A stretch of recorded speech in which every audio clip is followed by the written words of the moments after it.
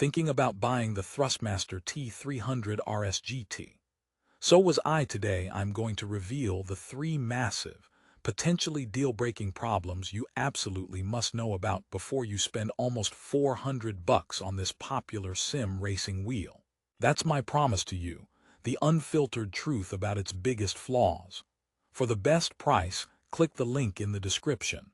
But here's what surprised me. Despite these glaring issues, I still kinda recommend it to a very specific type of person. Therefore, if you're tired of confusing reviews that don't give you a straight answer, you're in the right place. By the end of this, you'll know if this wheel is your dream upgrade or a nightmare in a fancy box. Let's dive into the first and arguably most annoying problem right now. Problem number 1. The heat. This isn't just a warm wheel, folks. After about 30 minutes of hard driving, the T300RS GT's motor base starts to feel like it's preparing a tiny pizza. It gets genuinely hot to the touch. But why does this matter? Therefore, we need to talk about forced cooling and the dreaded FFB fade. To prevent the motor from cooking itself, the wheel has a forced cooling fan that kicks in. And it sounds like a hairdryer from 1998.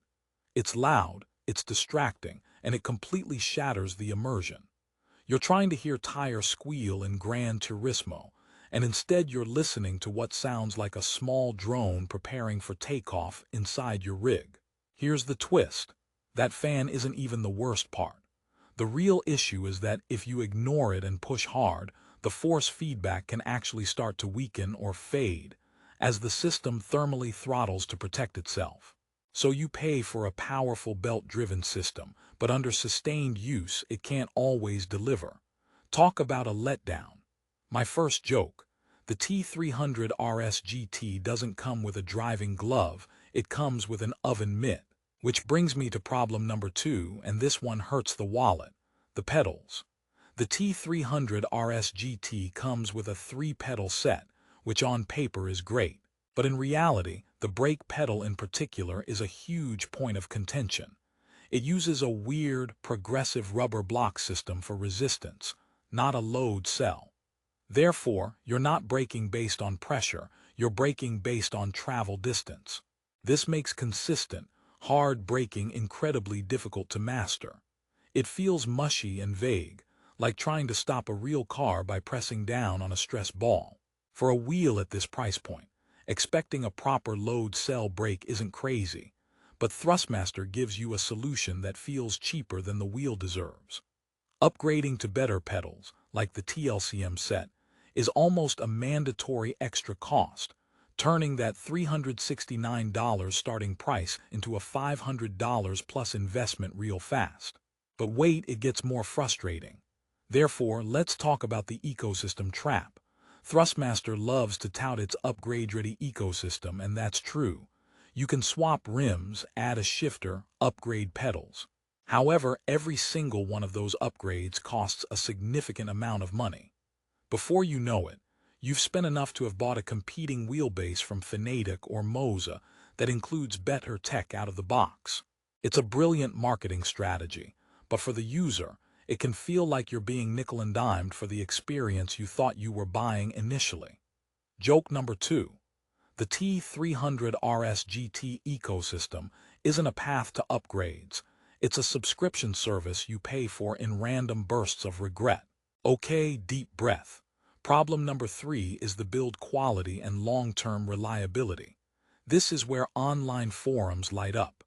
The T300RS GT has a reputation, fair or not, for being a bit of a gamble.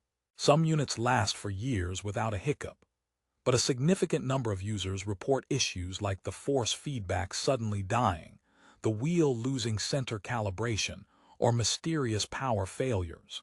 There's a common theme in troubleshooting. Unplug it, let it cool, reboot your system.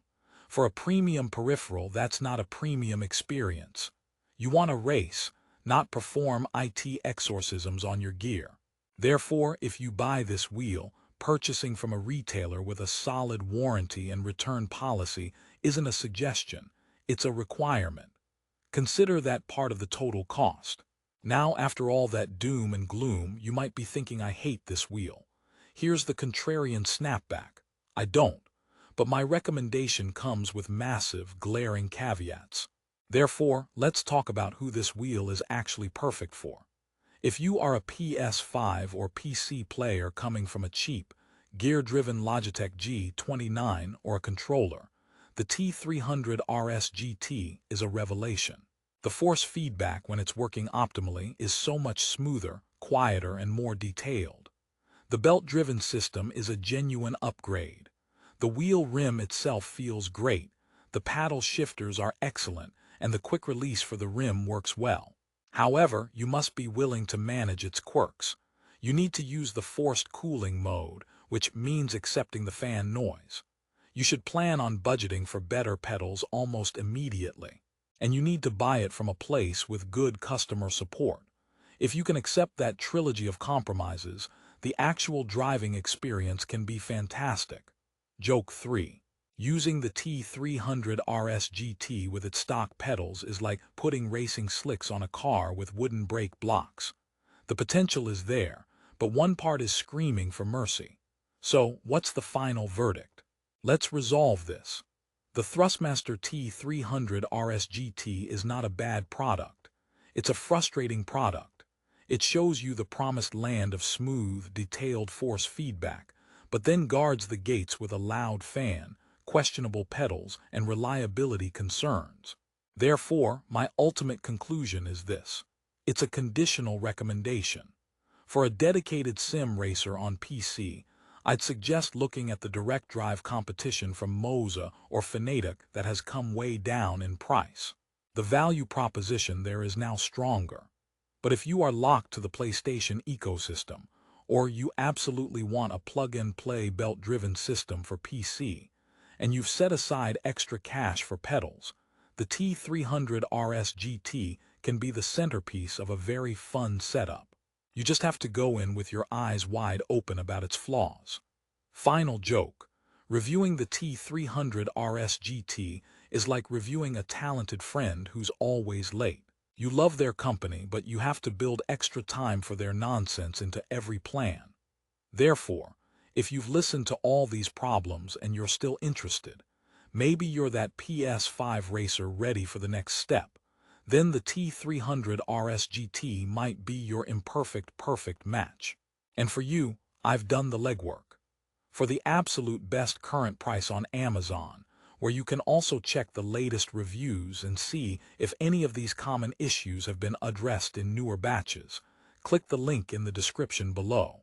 That link supports the channel at no extra cost to you, and it gets you the fastest path to making your own decision. Thanks for watching, and I'll see you in the next review.